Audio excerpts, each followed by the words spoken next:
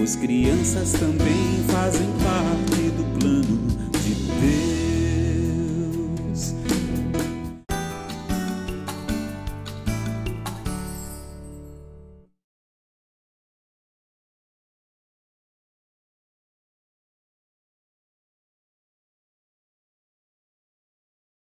Nós louvo a Deus pela vida do pastor Jairo Cáceres. Sua esposa está conosco.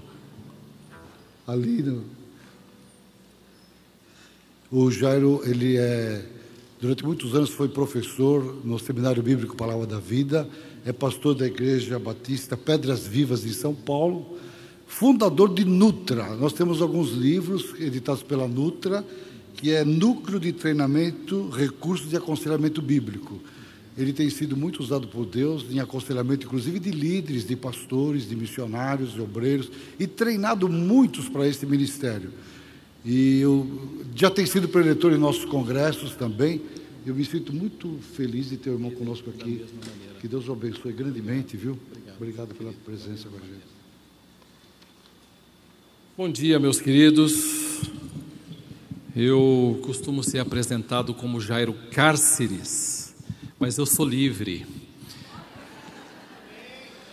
Eu sou livre em Cristo, eu sou livre. Eu sou o Cáceres.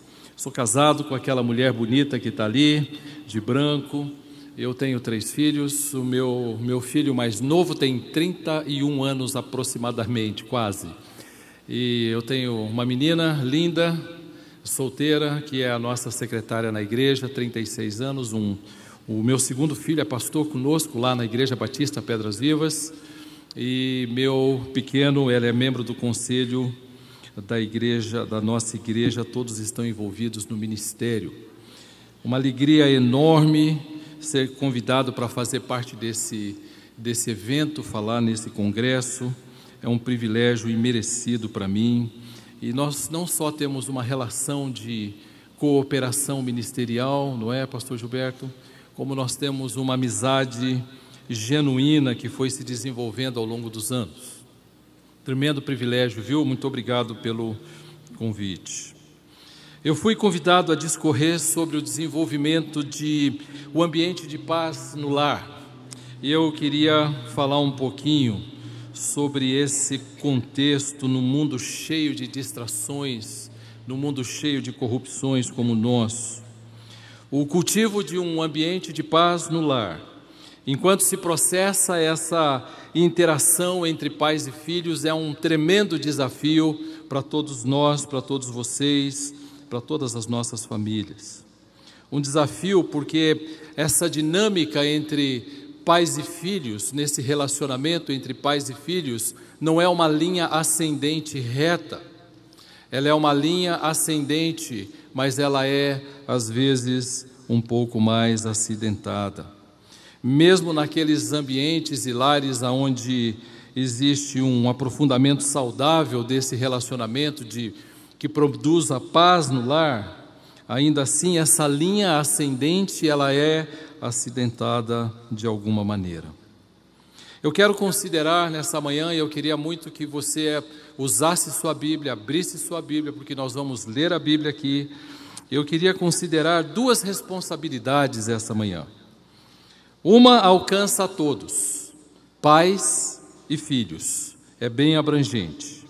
A outra que eu quero considerar, ela é mais específica, e ela diz respeito aos pais, de modo muito particular, nessa dinâmica do relacionamento entre pais e filhos, que contribui para que se crie um ambiente de paz dentro do lar. As Escrituras estabelecem, essa é a nossa primeira responsabilidade bem geral, que a responsabilidade pelas escolhas, pelas palavras e pelas ações, ela é pessoal e individual. A responsabilidade pelas palavras, escolhas e ações, ela é pessoal, individual, isso não se atribui a terceiros. É responsabilidade de cada um, porque as escolhas que são feitas, palavras, os comprometimentos, as ações, revelam o que está abrigado no coração, tanto dos pais quanto dos filhos. E então, não é uma questão de condição, se eu tenho mais ou menos, é uma questão de coração, o aprofundamento de um relacionamento que visa produzir paz no lar. Jesus enfatiza, e eu queria que você olhasse para isso, o que as palavras revelam o que está no coração. Um coração pacificador falará palavras pacificadoras.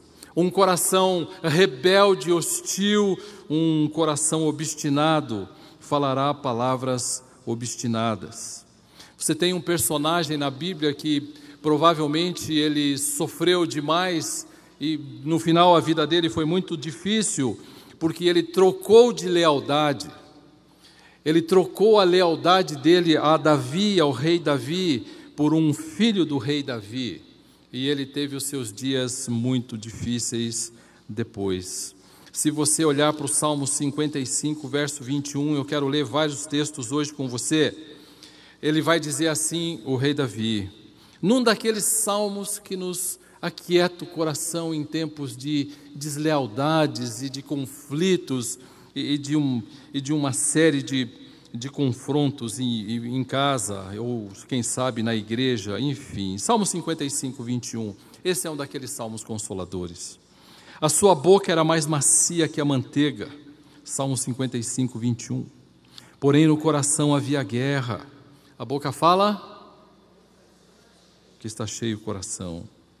As suas palavras eram mais brandas que o azeite, contudo eram espadas desembainhadas. Ele está dizendo, aquele homem que foi um dos meus conselheiros mais leais, de repente esse moço troca de lealdade e ele muda para defender alguém com propósitos ímpios. Aquilo que nós falamos reflete o que está no coração, e um filho pode ou não promover a paz, e um pai também.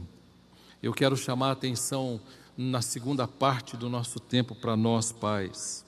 O que se fala, como se fala, não é só o que se fala, como se fala, a intensidade com que se fala, o tom de voz com que se fala, a entonação, não é? Comunica de maneira muito evidente o que está no coração. E nós estamos acostumados a ser, às vezes, um falar monótono, que vai numa nota só. E de repente você pode aprender de que a maneira como eu ouço alguém dizer diz muito do que está acontecendo dentro do coração dele, se paz ou se não. Nesse sentido, lares onde a comunicação é tensa, revela corações tensos, o que dificulta a interação e essa dinâmica e facilita os distanciamentos e traz prejuízos para o cultivo da paz. Nesse sentido, eu queria que você prestasse bastante atenção naquilo que acontece com você, na maneira como você comunica com seus filhos em casa, ou como você vai ensinar pais a se comunicarem com seus filhos em casa, porque certamente isso vai revelar muito do que está dominando aquele coração, e é isso que você e eu temos que cuidar muito, porque daqui procede a coisa certa ou a coisa errada, a guerra em casa ou a paz. Como parte do aconselhamento, e a nossa igreja tem uma reputação de uma igreja que aconselha aqui na cidade de São Paulo, eu tenho acompanhado famílias destruídas, acabadas, devastadas, porque um ou vários dentro de casa escolheram palavras ferinas, ácidas, mostrando o que está no coração, trazendo dor para os pais, trazendo dor, muita dor para os pais. Por isso que eu estou dizendo aqui que a promoção da paz é responsabilidade individual, porque isso é parte de cada um e revela o que está no coração de cada um. Jesus afirma que as nossas escolhas pecaminosas, elas revelam o que está alojado dentro do coração. É de dentro do coração que procedem todas as coisas, Marcos capítulo 7, verso 20 a 23. De dentro do coração é que procedem os maus desígnios, os adultérios, os furtos, os assassinatos, a cobiça. É de lá que vem isso daí. Não vem de fora. O ambiente apenas favorece a que meu coração se expresse. Mas não é o ambiente responsável pelas minhas escolhas, é o meu próprio coração. Promover a paz é uma questão de escolha, de decisão, e eu posso fazer isso na minha casa ou não. Pais atentos precisam aprender a interpretar suas ações à luz das Escrituras. Pais atentos precisam aprender a interpretar os filhos à luz das Escrituras, e não explicá-los, e não justificá-los. Porque nesse sentido, quando eu começo a justificar meu filho, e meu filho então roda lá no mercado, e ele joga no chão, e ele sapeca para cá e sapeca para lá, e eu digo, ele está com sono. Eu estou justificando um pecado que está no coração dele. Quando meu filho não ouve, quando meu filho desobedece algo que é feito e é estabelecido dentro de casa, então eu começo a explicar, ele está fazendo isso porque ele não dormiu direito hoje. Ele está fazendo isso porque, na verdade, ele tem um temperamento, um jeito, uma forma de agir de determinada maneira. E então esse pai não contribui para que esse filho cresça promovendo a paz em casa. Esse pai contribui para que seu filho cresça de uma maneira tal que quando ele estiver na fase adulta dele, ele vai dizer, mas não foi isso que você me ensinou? Não era assim que era para fazer? Não era dessa maneira que você me treinou? Pais que agem assim ensinam seus filhos a crescerem justificando os seus pecados, e vai facilitar ainda mais o distanciamento por uma razão simples que Isaías nos diz: o pecado separa e não promove a paz. Nesse sentido, seríamos muito bem-sucedidos na promoção da paz no lar se nós dessemos os nomes que as coisas têm. E se nós chamássemos de pecado o que é pecado e lidássemos com isso dessa maneira, porque nós temos que prestar atenção neles e nós. Eu costumo dizer para a minha igreja, para os pais da minha igreja, leiam seus filhos, interpretem os seus filhos, mas, mais do que isso, interpretem o seu próprio coração à luz das Escrituras. Olhe para o que você está dizendo e fazendo. Quando eles não promoverem a paz em tempos futuros, eles terão aprendido a fazer isso e dirão: eu sempre fiz assim, porque vocês me ensinaram a fazer assim. Além do mais, o coração dos nossos filhos, como o meu, como o seu, ele anseia por satisfação e prazer, tanto quanto qualquer de nós. O meu coração e o coração dos nossos filhos anseiam por prazer. Em Eclesiastes capítulo 2, verso 10, capítulo 2 é um capítulo tremendo do livro de Eclesiastes. E ele diz: eu me dei todas as coisas que eu queria, eu me concedi tudo que ansiava o meu coração, tudo que desejou minha alma eu dei para ela, nada furtei, não neguei nada do que desejava o meu coração. E o que eu recebi no final? Apenas uma satisfação por ter cumprido as minhas coisas. E eu percebi, como o pastor Gilberto, o pastor Gerson disse aqui, que tudo era vaidade. Mas num dado momento, ele satisfez sua alma, e ele deixou a sua alma cheia daquilo que Deus não queria que ele satisfizesse. E eu não preciso satisfazer os meus filhos, eu não preciso ser satisfeito como pai. E certamente, na medida em que eu vou entendendo isso, eu vou trabalhando melhor esse aspecto de levar meu filho a um agente promotor da paz, ativo no futuro, quando ele tiver mais idade. Eu preciso dizer para ele que dentro de casa não se busca satisfazer seus próprios interesses, mas o do outro. Isso promove a paz. E quando todos dentro de casa estão promovendo o maior bem do outro, isso promove a paz, isso é excelente. Mas se eu quero do meu jeito, papai e mamãe, olha o seu coração, tem que ser assim, porque eu quero assim, porque eu aprendi assim, porque é do meu jeito, não pode ser de outro. Então eu estou ensinando meu filho de que tem que ser assim, e mais tarde, quando ele for bem exigente, ele vai dizer: mas mamãe, não foi isso que você fez? Não foi isso que você disse para o papai? Aquilo que alguém pode manifestar, ele vai dizer: eu quero muito ser satisfeito. Um dos grandes problemas em aconselhamento que as pessoas procuram é: o que acontece que eu não consigo obter o que eu planejei? É que você não deveria ter planejado obter o que você planejou. Você deveria ter planejado obter, ou fazer, ou ser aquilo que Deus desejou para você.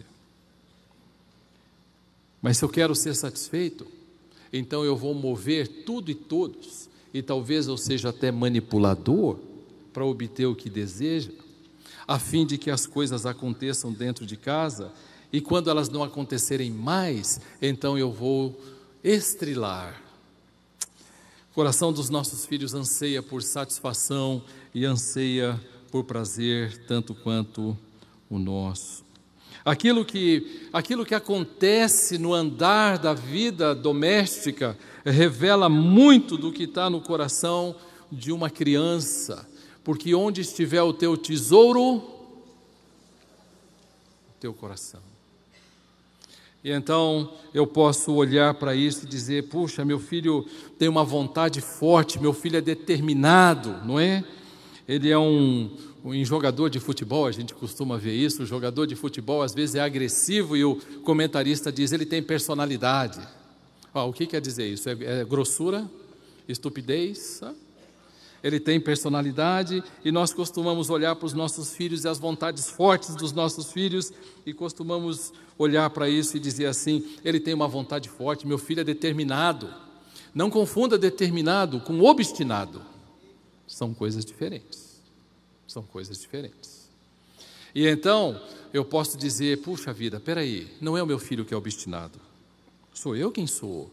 Porque se o meu tesouro é ser satisfeito e eu quero algo, eu vou perseguir esse algo, porque se eu tenho isso como meu tesouro, lá vai estar o meu coração.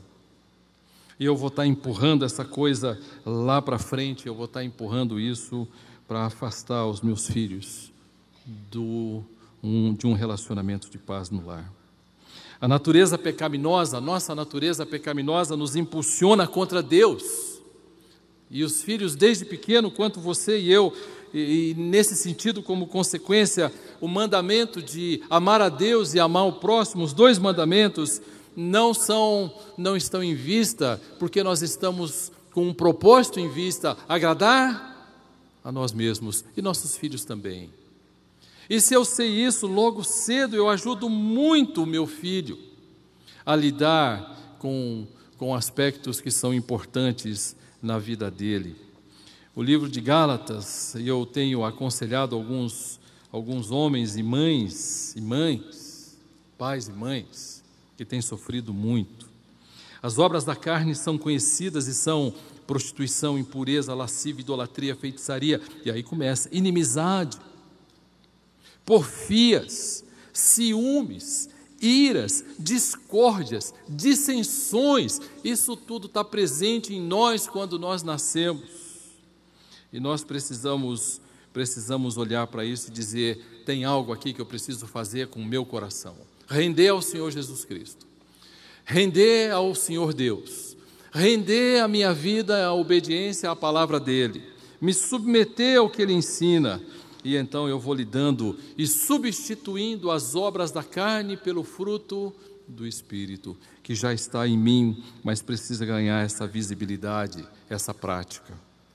É a mesma mensagem do Salmo 14, e se você for no Salmo 14, você vai ver um texto forte, extremamente forte. Olha o que diz: diz o insensato no seu coração: não há Deus. Corrompem-se e praticam abominação, e já não há quem faça o bem. Do céu olha o Senhor para os filhos dos homens, para ver se há quem entenda, se há quem busque a Deus. Todos se extraviaram e juntamente se corromperam, não há quem faça o bem, não há nenhum sequer. Se um pai não fizer nada para que haja uma transformação ou uma leitura e uma modificação e um investimento na vida do filho, esse texto cabe para esse lar. Não há ninguém que faça o bem, não há nenhum sequer, Não há quem entenda, e se nós não investirmos nas nossas crianças, eles também não vão entender. E uma frase de um homem, recentemente, ele disse: se você não ensinar o seu filho acerca do nosso Senhor Jesus Cristo, o mundo fará com que você não faça. E certamente vai concorrer para que isso não aconteça de jeito nenhum. Nós estamos inclinados contra Deus desde que nascemos, e é nesse sentido que essa é uma responsabilidade ampla, abrangente, que inclui pais e filhos. Os vossos pecados fazem separação entre vós e o vosso Deus, Isaías 59, verso 2. Quando você olha para a imagem do jardim do Éden, em Gênesis 3, você vê Adão e Eva, e você vê aquele ambiente perfeito. Não é uma questão de ambiente. Ambiente perfeito. Tinha um sereno gostoso, uma temperatura adequada, eles estavam sem roupa, eles não sentiam frio, eles não sentiam calor, eles estavam num lugar perfeito, com as condições perfeitas, com a saúde perfeita, sem poluição. Você que veio de fora e veio para São Paulo, você está vendo essa cidade linda, não é? Poluída. Tem uma camada que você olha quando você vem pela Fernão Dias, você vê uns 100, 200 metros acima da cidade. Enfim, lá no jardim não tinha, estava tudo jóia. E nós costumamos dizer: sabe o que acontece? Eu falei aquilo por causa daquilo outro, eu fiz aquilo por causa daquilo, eu fiz aquele negócio por causa daquele outro negócio. Quando você olha para o jardim e você vê a insatisfação de Eva com a provisão de Deus, e ela chega diante do Senhor e diz: eu não gosto da sua provisão, eu quero ouvir o outro conselheiro que está no jardim, eu não quero ouvir o Senhor. E então pega a fruta, e aí então come. Nós estamos assim, insatisfeitos, somos naturalmente insatisfeitos com a provisão de Deus. Maridos com suas esposas, esposas com seus maridos, pais com seus filhos, filhos com seus pais, pais com suas profissões, filhos com suas visões de futuro. Somos naturalmente insatisfeitos com a provisão de Deus. E nesse sentido nós estamos num caldo, como você está vendo, que favorece a não paz dentro do lar. E então, quando eu olho para isso, tem algo que nós, sem dúvida alguma, precisamos fazer. A falta de paz nos relacionamentos dentro do lar decorre das inclinações naturais dos corações que querem ser agradados. Meus filhos e eu mesmo. Como eu quero ser agradado. É uma inclinação vertical contra Deus, mas tem um alcance horizontal e traz prejuízo para dentro de casa. Não raro eu tenho encontrado pessoas que têm dito: sabe, pastor, você não tem ideia do que é ter um marido que gosta de outro homem. Eu estou me perguntando aqui: como assim? Como assim? E ele disse, escreveu um bilhetinho que eu estou trazendo aqui para o senhor ler, escrito num guardanapo do McDonald's, onde ele dizia assim: você é tudo para mim. E eu falei: mas ele disse isso para você? Não, ele escreveu isso do outro homem. Eu quero ser satisfeito. A provisão de Deus, a minha esposa, não é provisão de Deus. Eu quero ser satisfeito, eu quero do meu jeito. Mesmo que seja um pecado, que seja abominável aos olhos de Deus, eu quero do meu jeito. Baita prejuízo horizontal, quando eu tenho uma distância daquilo que Deus ensina. As Escrituras ensinam e afirmam que em Provérbios 22:15, que a estultícia está ligada ao coração da criança. Como professores, missionários que estão aqui, nosso papel é ajudar a criança a enxergar o quanto o seu pecado separa de Deus e o quanto a graça de Cristo a coloca num relacionamento vital com o nosso Deus, não é? Esse é muito do nosso trabalho. não é diminuir o pecado dela, como eu tenho dito em muitos lugares. Se eu diminuir o pecado de uma criança ou seu pai adulto, eu minimizo a graça. A graça, ela tem um impacto tremendo quando nós temos um caldo de pecado e eu olho para o meu pecado e eu digo: Senhor, por que o Senhor olhou para mim? Porque eu não merecia. E a graça tem um grande impacto quando existe uma consciência de pecado. A estultícia está ligada ao coração da criança, mas se ela não é tratada, ela fica ligada ao coração do adulto também, viu? E nesse sentido, nós também não contribuímos para promover a paz dentro de casa. É muito possível e bastante provável que uma criança obstinada em ser satisfeita, que busca o seu desejo o tempo todo, pouco vai contribuir para a paz no lar. O mesmo, nada talvez vai trazer de contribuição. Eu queria que você visse um texto. Queria que você visse um texto comigo em Provérbios capítulo 17. Verso 21. O filho estulto é tristeza para o pai, e o pai do insensato não se alegra. Que coisa dura. Sabe o que é pior? É a realidade hoje aqui na minha cidade de São Paulo. Em muitos lares onde nós estamos ministrando, e nas últimas semanas, minha esposa e eu recebemos um casal de amigos, de irmãos, e eles sentaram na nossa sala e eles disseram: sabe o que o meu filho disse? Meu filho disse: você pensa que eu te amo? Eu não te amo, eu não gosto de você, eu não te respeito, pai. Só que ele disse em lágrimas, esse pai, na minha sala de casa, estava minha esposa, a esposa dele, ele e eu, os quatro precisaram enxugar as lágrimas, se recompor bem para continuar a conversa.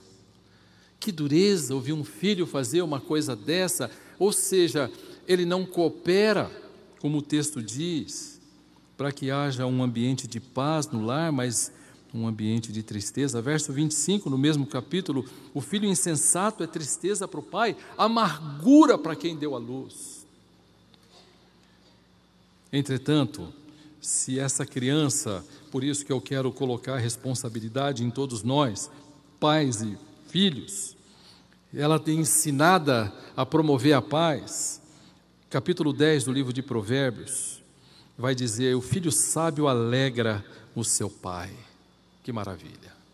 Ele aprendeu, ele entrou na sua casa e ele disse: embora não goste talvez do que o papai está dizendo, eu vou obedecê-lo, porque esse é o padrão de Deus e é a provisão de Deus. É o padrão de Deus. E então, se de repente meu filho necessariamente não peca, mas não faz aquilo que eu queria, eu vou dizer: meu filho não precisa satisfazer os desejos do meu coração. Eu posso perfeitamente amá-lo. Eu vou já repartir sobre o nosso papel como pais aqui, numa responsabilidade específica. Isso quer dizer que tanto pais quanto filhos podem e devem contribuir para a paz no lar. Se um filho ou um pai insistir em cumprir os seus desejos, muitos deles pecaminosos, intensos do coração, haverá um enorme prejuízo para a paz no lar. Tiago, capítulo 4, verso 1. De onde procedem as guerras e contendas que surgem no meio de vós? Sabe qual é a palavrinha que aparece ali? Aparece uma palavrinha lá no original dizendo assim: não são dos desejos intensos do seu coração? E quando você tiver num conflito lá em casa com seu filho, ou quando acontecer de você ter a necessidade de lidar com uma questão onde não há paz, um ambiente onde não há paz, a minha sugestão para você é que você faça a pergunta: qual é a minha contribuição nesse processo? Primeiro. Segundo, que desejos eu tenho no meu coração que eu quero que sejam atendidos, que se não forem, eu não abro mão do que eu desejo, eu sou determinado ou determinada. E isso vai ajudar você a lidar com aquilo que lá no seu íntimo produz a falta de paz no lar, de onde procedem as guerras que surgem e contendas, não paz, que surgem no meio de vós. Não são dos desejos intensos, ardentes, uma boa tradução, intensos, que estão no seu coração. Nossos filhos e nós estamos no mesmo processo. Além do mais, e para terminar essa parte das responsabilidades mais gerais, você não pode deixar de pensar que nós, cada um de nós, é responsável por sua própria vida diante de Deus, e que nós daremos conta da nossa vida, e cada um vai dar conta da vida a Deus. E segundo aos Coríntios, capítulo 5, verso 9 e verso 10, diz exatamente isso, os dois textos dizem exatamente isso. Por isso, em tudo procuramos lhe ser agradáveis, porque compareceremos perante o Senhor e daremos conta, o texto diz, de tudo que tivermos feito por meio do corpo. E isso inclui os nossos filhos. Isso inclui os nossos filhos. E se isso inclui os nossos filhos, eu preciso ensinar o meu filho a chegar naquele dia e em vez de ele olhar para aquele momento com temor, ele olhar com alegria, dizendo: eu vivi minha vida cumprindo 2 mandamentos: amar a Deus e amar o próximo. E então nós vamos responsabilizar os nossos filhos por suas escolhas. Os momentos que meus filhos mais me desafiavam era quando tinha visita em casa. Não sei se é o seu caso. Também. E algumas vezes eu fazia questão de dizer para a visita: eu amo tanto os meus filhos que eu gostaria de fazer algo. Você pode esperar? Muitas vezes, inúmeras. E então eu deixava a visita na sala e eu ia para o quarto e o colocava no colo. Eu dizia: querido, você pode explicar para o papai por que você fez isso? Ah, eu não sei. Não é assim? Eu digo: claro que você sabe. Papai vai disciplinar você já já. Mas se você disser que não sabe, ele vai disciplinar 2 vezes você. E então eles diziam: não, eu fiz assim, porque... Não, você fez assim. Bom, disciplina, 40 minutos. Não era uma entrada no banheiro para bater. Não era um puxão de orelha. Não era, enfim, um arrastar daqui para lá. Era um ensino naquele momento que eu queria fazer, lembrar do meu filho o pecado no coração e a necessidade de redenção, de pedido de perdão, de arrependimento, de reconhecimento. E então eu dizia: você entende bem o que aconteceu, querido? Você dará contas a Deus. Entendo. Então eu orava, ele orava e eu batia. Uma disciplina física bíblica, não é nenhum espancamento, está gravando, né? Preciso deixar isso bem claro. Nenhum espancamento, meus filhos estão felizes. Se você perguntar para os meus filhos da infância, minha filha me disse essa semana: pai, 36 anos hoje, que infância boa eu tive. Simples, limitadíssima de recursos materiais, limitadíssima. Mas que infância boa eu tive, nenhuma raiva. E depois que nós fazíamos isso, punha no colo de novo, e de novo orava, e de novo saíamos de mãos dadas do quarto. Querido, você entendeu o que o papai fez? Sabe por quê? Porque eu quero que ele chegue naquele dia e ele preste conta de tudo que tiver feito por meio do corpo, e que ele o faça com integridade, e que ele esteja absolutamente isento de culpa. Tanto quanto eles, lembre-se, você e eu também daremos conta de tudo que nós tivermos feito por meio do corpo. Nós pais temos às vezes a habilidade de não contribuir para a paz no lar. A habilidade, nós temos às vezes um desejo, a forma dura de falar, batendo em alguma coisa e sempre com ordens duro, firme, esquecendo de que os atributos de Deus são diversos e nós só lembramos de um às vezes. Eu tenho autoridade.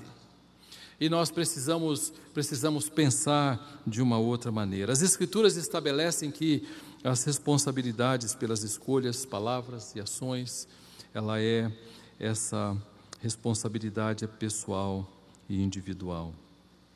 É a primeira de duas responsabilidades que eu quero falar com vocês nessa manhã. E aí você tem muitas famílias absolutamente desgraçadas, devastadas, porque na caminhada não tem lido seus filhos, nem tem lido seus corações, nem pais, nem os filhos. Nós temos na nossa igreja uma prática com as nossas crianças. Nós temos uma igreja não grande, são 300 pessoas, nós temos umas 70 crianças na nossa igreja. E nós temos grupos que trabalham com essas crianças.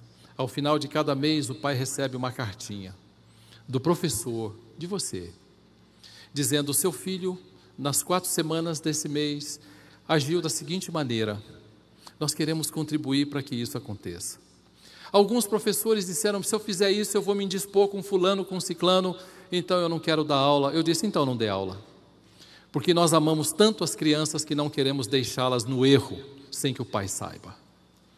E nós queremos fazer isso para que os filhos sejam aperfeiçoados. Cenário terrível, a nossa natureza, não é?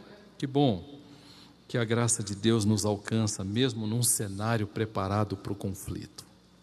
Que bom que a graça de Deus nos capacita, mesmo nesse cenário todo preparado para conflitar. Contudo, o socorro de Deus nos equipa e não nos isenta de encararmos as nossas responsabilidades mais específicas para criar esse ambiente favorável dentro de casa. E eu preciso, como pai, você precisa, como mãe, pensar no que nós vamos compartilhar aqui. Definidas essas responsabilidades individuais, eu quero me deter nas contribuições que você e eu podemos dar para que nós cultivemos em casa um ambiente de paz, um ambiente de sabedoria, aonde os filhos podem se achegar e pedir conselhos, não é? Recentemente, meu filho casou recentemente, vai ser pai em fevereiro, e quando ele começou o namoro, ele sentou comigo e disse: pai, eu estou pensando em namorar tal pessoa, o que você diz? Que bom. Eu disse para ele: bom, para que time ela torce? Não, eu não disse isso. Eu disse: que bom, conheço essa moça. Que tal se você, ao invés de namorar como todo mundo namora, que tal se ao invés de você fazer isso, você fizesse algo? Seu pai não fez, ele não sabia. Ele mal tinha um pastor naquele momento para cuidar da vida dele na igreja de onde ele veio. Mas, que tal se você fizesse uma agenda para conversar com ela? Ele disse: boa ideia. Então, eu quero conhecer o que ela pensa sobre, e fez uma lista desse tamanho assim, ó. Durante os quase 3 anos de namoro, ele foi ticando. Você fala: poxa vida, ficou um namoro esquisito, né? Não, ele não precisava ticar na frente, era gostoso, era prazeroso, mas nas conversas informais eram aquelas conversas que cavava lá. E isso contribui para o futuro ambiente de paz, porque eu vou saber se aquela pessoa com quem eu quero construir minha vida é uma pessoa que tende à paz ou ao conflito, e se não tende à paz, se está disposta a caminhar para. Então, é um bom momento. Meu outro filho começou o namoro e ele sentou comigo também e disse: pai, o que você diz? Olha que coisa boa. E sabe aonde nós conversamos muito em casa? Muito, mas muito. No jantar. É a única refeição que a gente faz junto, porque todos trabalham.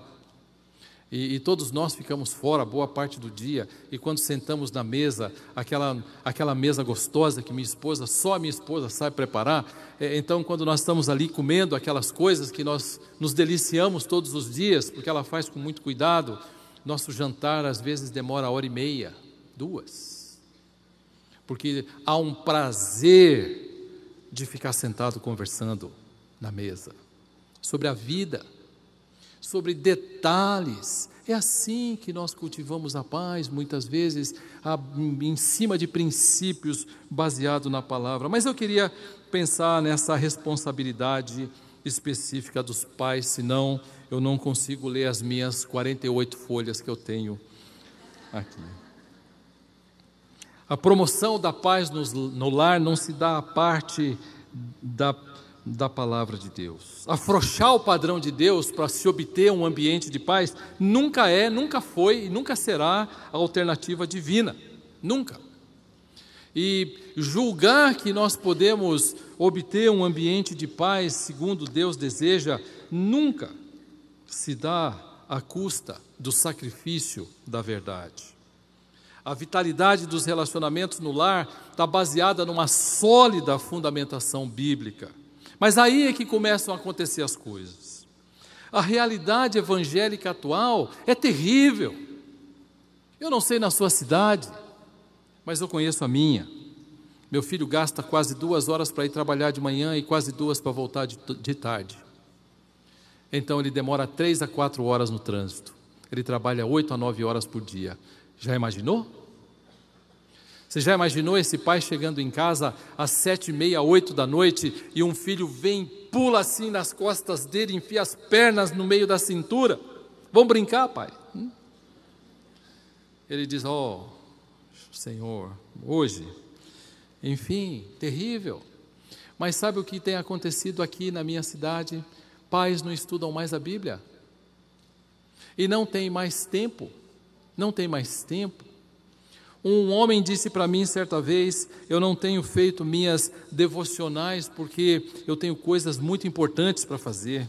O que é mais importante do que aprender do próprio Deus, do nosso Deus? Jeremias capítulo 5, eu queria que você abrisse lá. Jeremias 5. Deus capta bem a realidade evangélica nos dias de Jeremias. É interessante. Verso 30, coisa espantosa e horrenda, Jeremias 5:30. Coisa espantosa e horrenda se anda fazendo na terra, os profetas profetizam falsamente, os sacerdotes dominam de mãos dadas com eles. Há um erro no ensino, e isso é o que é predominante na nossa cultura. Estão aqui os profetas e os sacerdotes de mãos dadas, corrompendo as Escrituras. Mas o texto diz, é o que deseja o meu povo. Que texto triste, não? A corrupção teológica é o que deseja o meu povo. A autoridade da verdade em nossos dias está sendo substituída pela maneira como o homem se relaciona com essa verdade. Ela não é mais a verdade em si, por si, depende de como eu a interpreto e de como eu me relaciono com ela. Sentir a verdade ficou mais importante do que crer na verdade. E nesse sentido, nós estamos desenvolvendo uma teologia dos sentimentos que diz para um filho ou que diz para uma igreja inteira de que nós estamos crendo na verdade porque nós a sentimos de alguma maneira particular. A verdade é reinterpretada e os pais subordinam então a verdade à maneira como o filho entende. E isso é uma adaptação a um patamar inferior àquele desejado por Deus. Ou seja, a autoridade final não é mais as Escrituras, a autoridade final é o Filho. E nós vamos acomodar aquilo ao Filho, e nós vamos reinterpretar aquilo ao Filho, e essa é a semente da discórdia, porque não se constrói paz à parte das Escrituras, e pais precisam entender isso.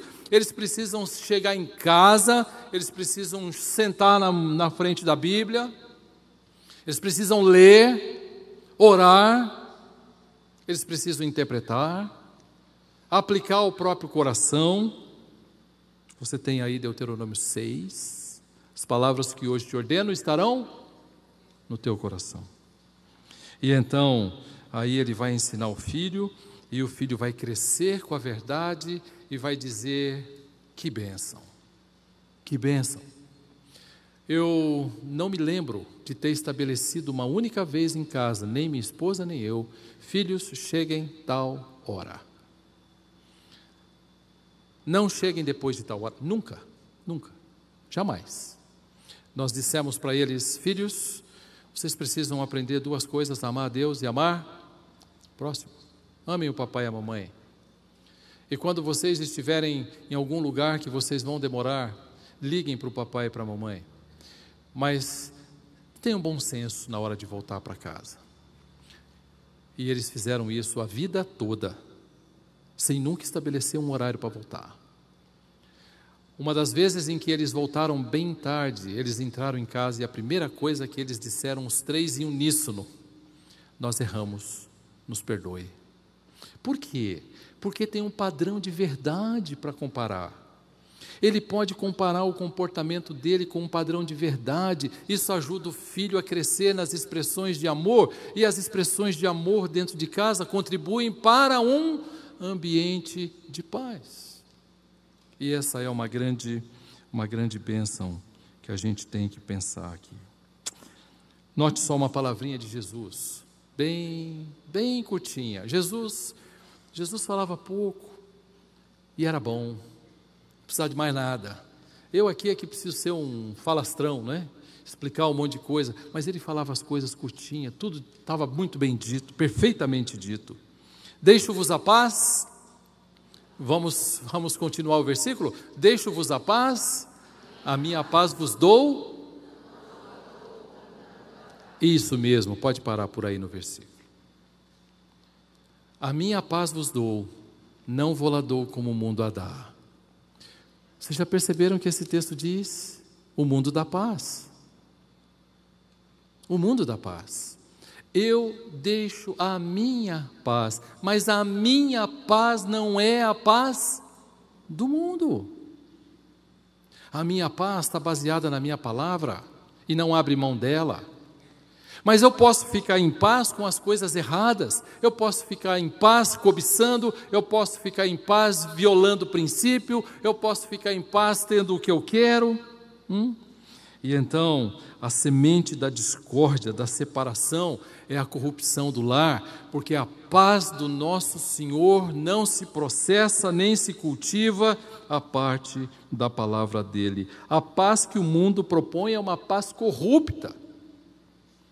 E eu posso tanto desejar algo, e quando eu obtenho aquilo, que bom. Uma paz corrompida, uma paz do mundo. Satanás não quer que as famílias tenham padrões sólidos bíblicos, e vai criar todo tipo de distração, para que pais não estejam dando a esse pensar bíblico teológico a atenção necessária. Esposas e maridos precisam entender que boa parte do seu dia, ou um pedaço do seu dia, ou pelo menos horas ou momentos do seu dia, precisam ser dedicadas a esse livro, debruçados perante o Senhor. Ele vai colocar todo tipo de distração, Satanás, para que pais coloquem o foco no filho e não em Deus. E então, ao invés de olhar para o filho e pôr o foco no filho, e buscar só o que é melhor para o filho, agradar o filho e fazer tudo para o filho, eu vou olhar para Deus e vou fazer aquilo com o filho que agrada a Deus. Sementes de paz sendo produzidas aqui. Sementes de paz. E nós estamos caminhando para colocar dentro de casa aquilo que vai trazer genuína paz. Deixo-os a paz. Jesus disse isso confortando os seus discípulos. O Senhor declarou por meio de Jeremias que esse é um padrão tolerado por muitos, Jeremias 5,30, a vitalidade dos relacionamentos. Essa é uma das primeiras premissas dos pais, ela está baseada numa sólida fundamentação bíblica. Em segundo lugar, nós vamos até 12:15, não é isso? Em segundo lugar, uma família solidamente fundamentada, ela necessita de coragem para aplicar os padrões bíblicos. Deus capacita seus servos com toda a coragem para atender ao padrão que Ele exige. Quando Paulo escreve para Timóteo, Timóteo está tendo uma crise de covardia ministerial. E ele diz: olha, eu queria que você soubesse não despreze nem um pouco a imposição das mãos feita pelo presbitério na tua vida. Deus não nos deu espírito de covardia, mas de poder, de amor, de moderação. Coragem que vem de Deus é resultado de um relacionamento vital e intencional com Deus, de obediência à palavra dEle. Tão somente seja corajoso para fazer tudo que está escrito na lei do meu servo Moisés. Desse livro, fale do livro da lei, dele não se desvie nem para a direita, nem para a esquerda, para que te vá bem. Deus está falando com o seu servo Josué, quando esse substituiu Moisés. Coragem e a palavra, as duas coisas andam juntas, as duas coisas andam juntas. Um diretor de um seminário batista no Texas, ele disse certa vez, de coragem só é uma virtude quando há a presença do medo. E então, quando eu tenho medo, eu posso ter certeza que Deus me capacita com coragem para fazer aquilo que eu preciso fazer. Nossas famílias precisam dessas duas premissas. Eu preciso fundamentar teologicamente a minha casa, eu preciso de coragem para fundamentar teologicamente a minha casa. Provavelmente, se você fizer isso, vão dizer, eu não quero ser filho desse daí. Ouvi isso inúmeras vezes. Que homem radical. A minha resposta a isso é, pergunte aos meus filhos se eles acham o mesmo. Que homem muito duro. Pergunte aos meus filhos se eles pensam como você. Na verdade, quando nós propomos princípios bíblicos, nós estamos semeando aquilo que mais tarde vai trazer paz no lar. E toda a família andando rumo a amar a Deus, não a parte das Escrituras, e amar o próximo, são as premissas que nós precisamos observar nesse mundo hostil. Triste, porém, que para muitas famílias, muitas delas, a ausência de um padrão teológico é o padrão da família. A falta de um padrão bíblico teológico é o padrão da família. Eles crescem e não sabem o que fazem. Normalmente eu faço aconselhamentos pré-nupciais e são longos. E algumas vezes eu pergunto para eles, vocês já conversaram sobre tal assunto? Por exemplo, administração financeira? Não, nunca. Quando vocês vão conversar? Não estávamos pensando. Vocês já pensaram sobre filhos?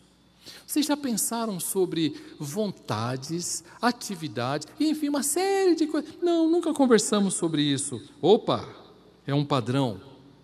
A falta de um padrão conduz muito dos nossos namoros e casamentos. Mas se pais querem cultivar um ambiente de paz e harmonia dentro de casa, que favorece a que os filhos desejem ficar com eles e acolher os conselhos e viver aquela vida alegre dentro de casa, aquela imagem que certamente você tem, filhos e pais juntos, aos pés um do outro e o cachorro do lado, não é? Aquela imagem bonita de um ambiente cheio de paz em casa. Então, você precisa pensar que você deve aprender, estudar e ensinar a lei do Senhor.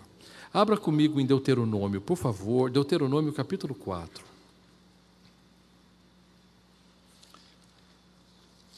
Eu iria ler todo até o verso 10, mas acho que você pode fazer isso em casa por causa do nosso horário. Agora, pois, verso 1. Ó Israel, ouve os estatutos e os juízos que eu vos ensino, para os cumprirdes, para que vivais, e entreis, e possuais a terra que o Senhor, Deus de vossos pais, vos dá. Nada acrescentareis à palavra que vos mando, nem diminuireis dela, para que guardeis os mandamentos do Senhor, vosso Deus, que eu vos mando. Aí você vai vendo, aí os vossos olhos viram, enfim, verso 3, porém se vocês permanecerem fiéis, verso 4, eis que eu vos dou estatuto, verso 5, verso 6, guardai-os, pois cumpri-os, porque isto vos será sabedoria. Daí porque nós precisamos entender que a paz não se dá à parte da palavra dele.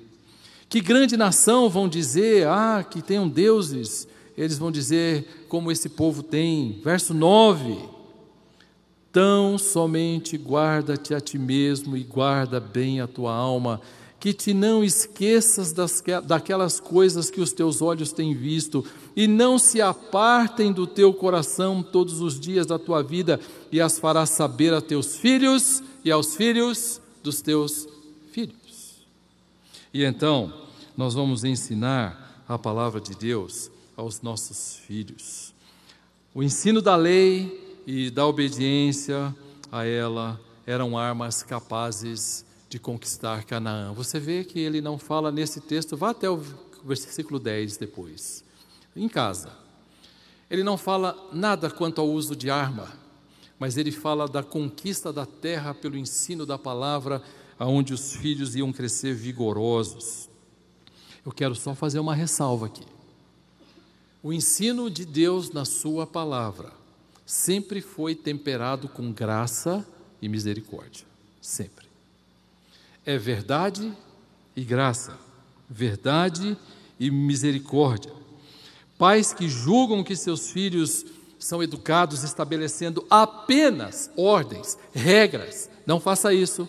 Está errado, não faça aquilo outro, você não viu o que você devia fazer, você não fez.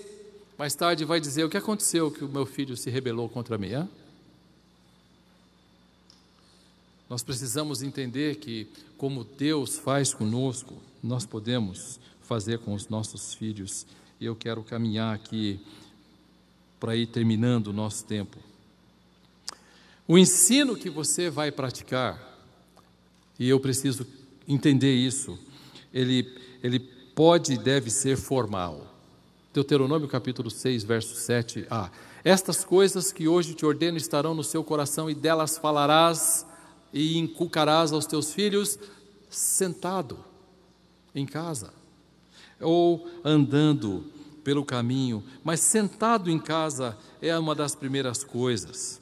E muitos de nós não pense aqui que a única maneira de ensinar um filho é tendo um tempo onde eu vou ficar com ele num que nós vamos chamar de um culto doméstico, que é muito bem-vindo. Aliás, absolutamente necessário.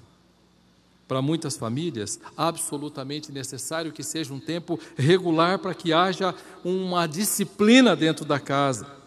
Mas muito cuidado para não tornar isso algo legalista. Eu não me lembro bem as pessoas, eu não me lembro da fisionomia delas, mas me lembro de um aluno que certa vez chegou para mim no final de uma aula e disse, pastor, sabe que nós fazemos isso muito bem lá em casa? Nós temos um culto doméstico e de vez em quando nossos filhos dirigem o culto doméstico. Eu falei, que bênção, muito bom. E ele então disse, a última vez agora, essa semana, meu filho foi dirigir o culto e ele disse assim para mim, bom, nós vamos começar o nosso culto, eu queria pedir para a irmã, falando com a mãe, orar. Escuta, isso não é um culto público, onde tem um programa. E ele disse, depois que a irmã orar, eu gostaria que o irmão lesse o texto tal, o pai. Eu fiquei pensando, enquanto ele me falava, qual é o momento da coleta do dinheiro. O ensino é para ser formal, mas ele deve ser agradável. Agradável. Ontem falou à tarde aqui, não pela manhã também, o pastor Davi Merck.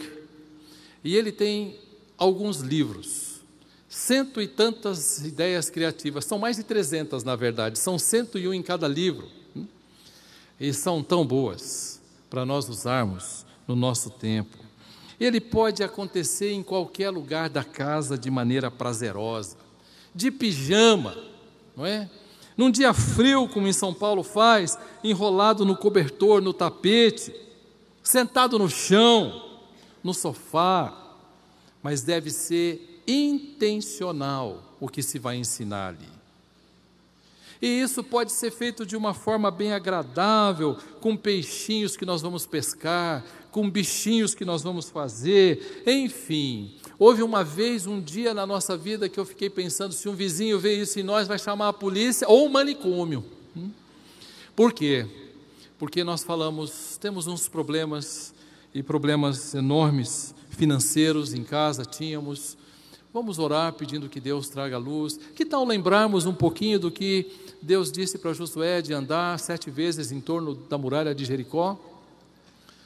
Bom, então foi assim, meu filho mais novo, meu filho do meio, minha filha, minha esposa e eu andando em volta ali da casa. Você vai falar para quê? Para que eles assimilassem uma verdade acerca de Deus falando com Josué lá em Jericó. Ficou gravado aquilo para eles. Gravado para eles. Eles dizem, pai, eu não me lembro quantas vezes você me bateu, porque eu não me lembro. Mas eu me lembro de outras coisas que você fez. E olha que eu bati, hein? E eles disseram, pai, eu me lembro de momentos gostosos quando nós saíamos. Um pastor antes de falecer aqui em São Paulo, um pastor que influenciou muito a igreja brasileira, um muito bom homem, ele disse, decorar versículos é uma ferramenta poderosa para ensinar intencionalmente os filhos acerca das grandes verdades das Escrituras. E eu emendaria das pequenas também. O ensino precisa ser intencional, proposital, mas ele pode e deve transcorrer num outro nível também. E aí começam os problemas. Porque nós achamos que a formalização da coisa é o ensino. Então eu tive um tempo devocional, agora vamos brincar. E nós perdemos de vista que o ensino se dá num contexto de informalidade também. E nós estamos cultivando os laços com os nossos filhos, que vão ficar para sempre. E que vão ajudar a cultivar esse ambiente de paz. Ele precisa ser reforçado em todos os lugares. É isso que hoje te ordeno estará no teu coração, e você delas falará sentado no caminho, andando, deitando, levantando.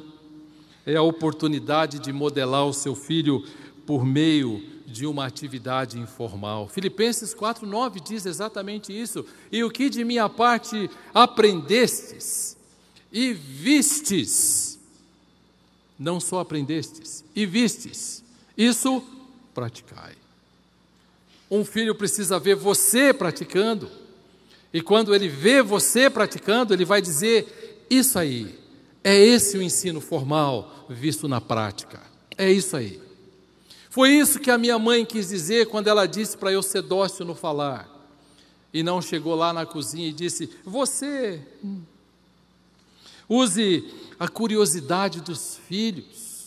Se você for ler, e eu não quero ler com você, que senão eu não termino o meu negócio aqui, Deuteronômio 6, verso 20 a 25, quando os teus filhos te perguntarem o que é isso, tu dirás, aproveite a curiosidade deles, aproveite a curiosidade deles, use saídas de férias, use as viagens de férias, use os campos para falar de quem Deus é. Você diz, mas pastor, isso eu faço todo dia. Que bom, que bom. Faça intencionalmente. Nós sairemos para um passeio e eu quero mostrar para o meu filho como nós fazemos as coisas.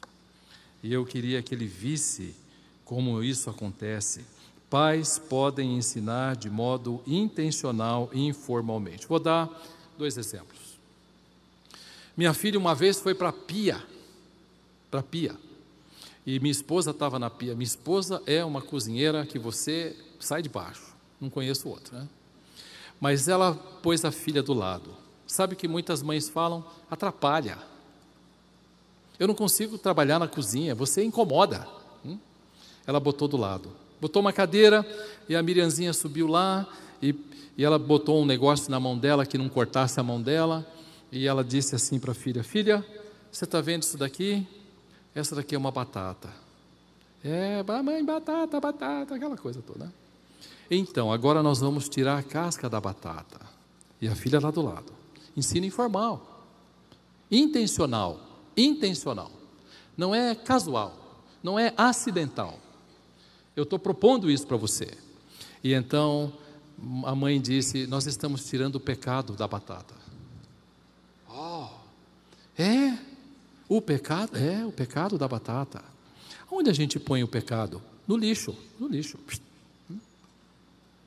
E a batata, a gente, para a barriga.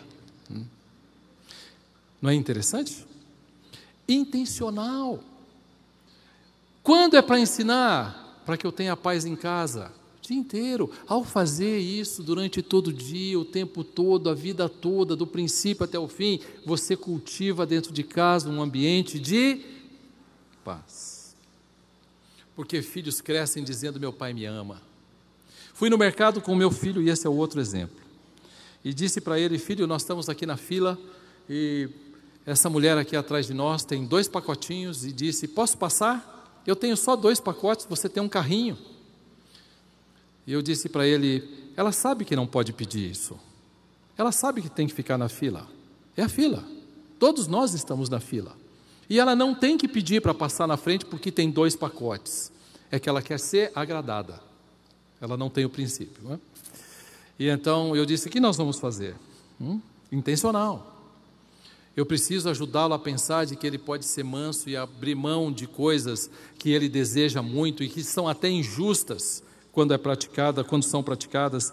E ele disse: eu acho que a gente poderia deixá-la passar. A senhora pode passar. E depois que saímos, pega na mão e diz: você vê o que as Escrituras ensinam? Que nós devíamos abrir mão de coisas que nós temos o direito para viver uma vida em paz com pessoas. Sabe o que nós estamos fazendo? Cultivando um ambiente de paz em casa, porque quando ele não tiver o que quer, ou eu for injusto com eles, então eles vão poder dizer: eu posso abrir mão. E podemos cultivar um ambiente de paz dentro de casa. Sair com filhos para que vejam as coisas. Certa vez passamos num lugar que era uma zona de meretrício. Eu não queria que eles olhassem aquilo, mas eles olharam. E nós nunca mais voltamos por aquele caminho. Nunca mais. Que é isso aí, pai? Quem ganhou o jogo hoje, filho? Enfim.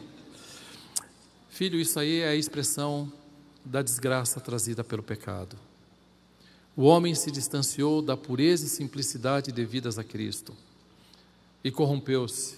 E o que você está vendo é parte dessa corrupção.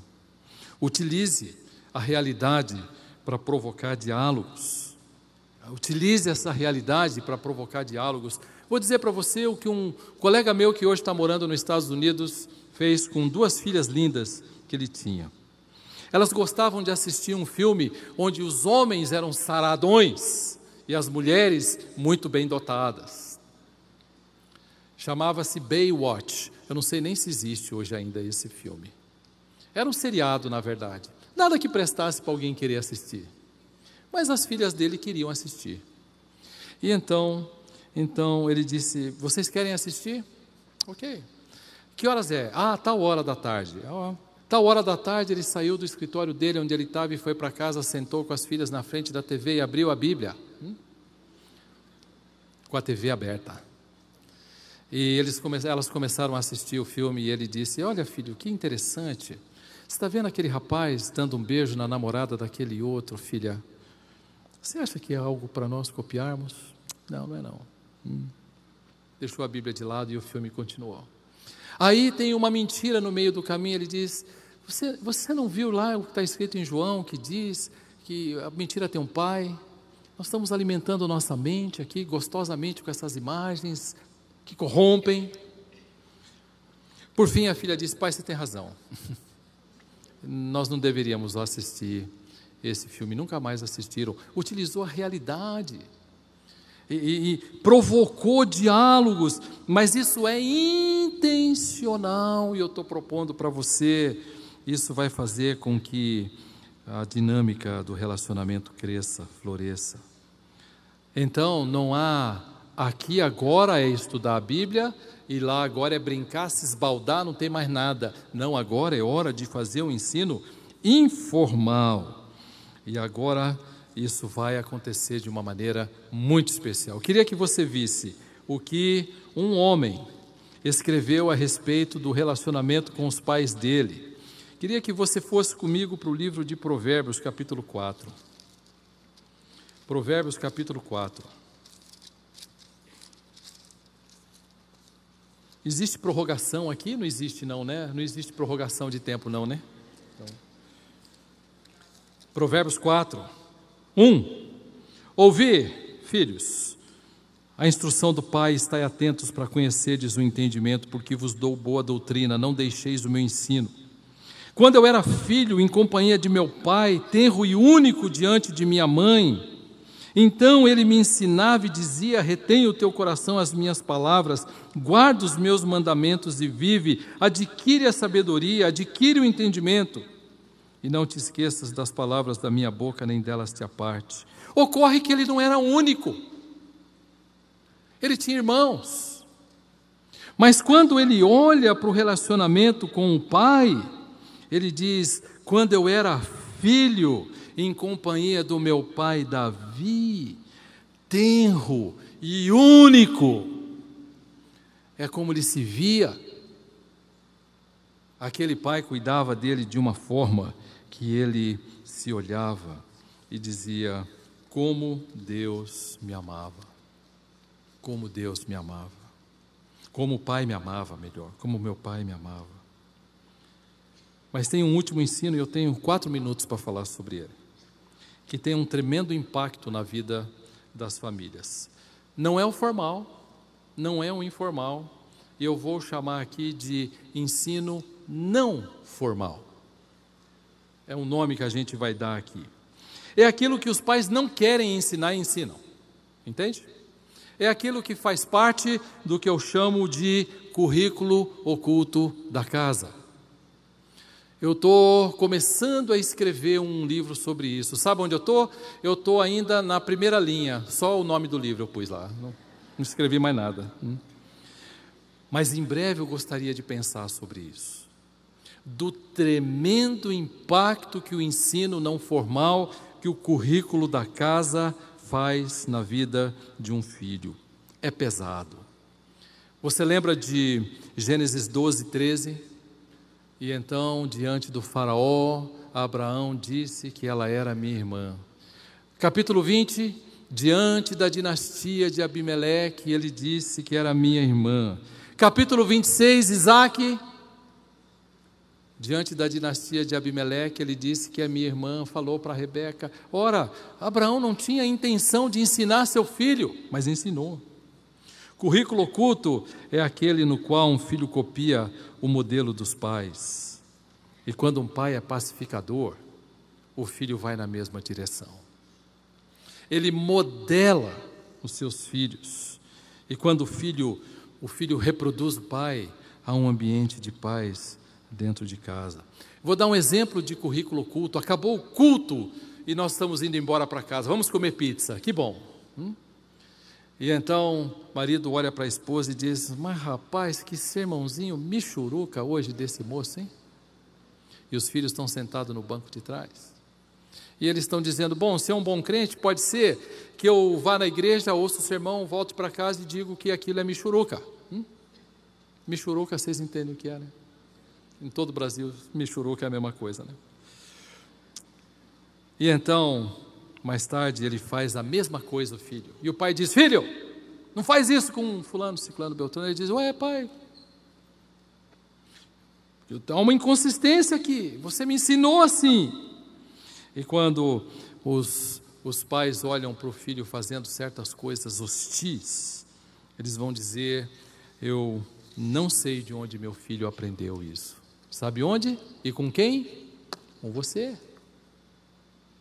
E então eu tenho 3 formas de ensino. Nós somos responsáveis, eu quero terminar aqui, nós somos responsáveis individualmente, e aquilo que falamos, agimos, pensamos, as escolhas que fazemos procedem do nosso coração. Mas nós, como pais, podemos ensinar formalmente, estudando as Escrituras em casa, intencionalmente, informalmente e não formalmente, de maneira que os nossos filhos cresçam nesse contexto de paz. E eu vou parar por aqui. Tem tanto que escrever e que falar sobre como promover a paz no lar. Tanto. 1000 maneiras graciosas de abraçar um filho. E ao mesmo tempo em que você o disciplina, você sai do quarto com ele, de mãos dadas, ele dando um beijo no seu rosto. Tantas maneiras de promover a paz em casa. Mas eu queria dar uma palavra de encorajamento antes de você ir embora. No desenvolvimento do ministério dele, o apóstolo Paulo perguntou: quem é suficiente para essas coisas? A resposta ele dá no capítulo 3 de 2 Coríntios, verso 5. A nossa suficiência vem do Senhor. Não se desespere. Deus nunca se cansa de novos começos. Nunca. Você pode depender da graça dele. A minha graça te basta. Amém. Se nós erramos no caminho, podemos aprender de novo, reconhecer os erros, pedir perdão e caminhar de uma maneira agradável a Deus. Eu queria orar com vocês. Eu queria que você curvasse a sua cabeça. Pai, muito obrigado por esses mestres e mestras dos nossos pequeninos. Ó Deus, capacite-os dia após dia para que eles sejam instrumentos nas tuas mãos, instrumentos que farão com que os nossos pequeninos cresçam pacificadores, promotores da paz. Ó Deus, permita que eles ensinem tanto os pequenos quanto os pais dos pequenos, e talvez os seus próprios pequenos, e que o Senhor aqui, ó Deus, capacite um exército, que estará num campo de batalha, num caldo sociocultural hostil à Tua Palavra, corajosamente, levando pais e filhos a um relacionamento tão intenso contigo e com a Tua Palavra, que eles cresçam num ambiente pacificador todos os dias da vida deles. Abençoe, ó Deus, esse grupo, abençoe a APEC, ó Deus, seus dirigentes, abençoe esses missionários, os que vieram de tão longe, derrame graça sobre cada um deles. Tome-os nas Tuas mãos, conduza-os para a Tua própria honra e para a Tua própria glória, em nome de Jesus. Amém.